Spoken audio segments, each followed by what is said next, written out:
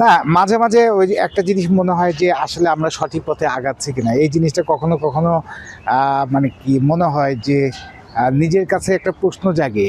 কেননা কখনো কখনো কোনো কোনো বন্ধু কিংবা হিতাকাঙ্ক্ষী তারা বলেন যে তুমি কি প্রমোট করছো কিনা, আর এইটা দরকার কি সমাজে।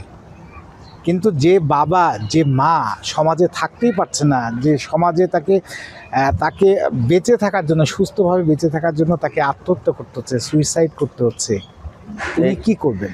না না, এই ছাড়া তো আর বিকল্প পথ নাই। হয়তো আমার ফ্রেন্ড হয়তো অনেকগুলো ঘটনা তার চোখের সামনে হয়তো ভাসছে না, বা সে ওই ধরনের ঘটনার সঙ্গে জড়িত না, বা দেখতে পাইনি।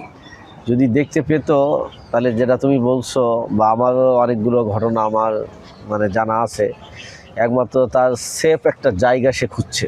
কেউ হয়তো Right. টাকার বিনিময়ে, অথবা যার কিছু নেই সে চাচ্ছে যে ফ্রি অফ কস্টের জন্য সে থাকতে পারে।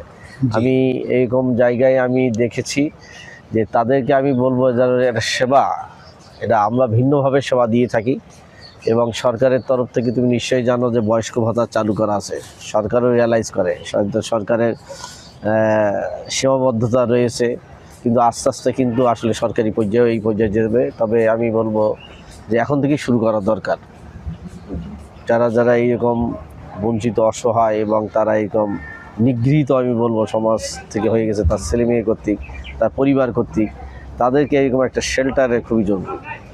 মানে আমাদের দেশে আগে তো এরকম ছিল না, কিন্তু বর্তমানে এটা ভয়াবহ আকার ধারণ করছে। এটা আসলে কি আমাদের ছোটবেলা থেকে যে শিক্ষা, সেই শিক্ষার কি কোনো দুর্বলতা আছে? হ্যাঁ, দুর্বলতা।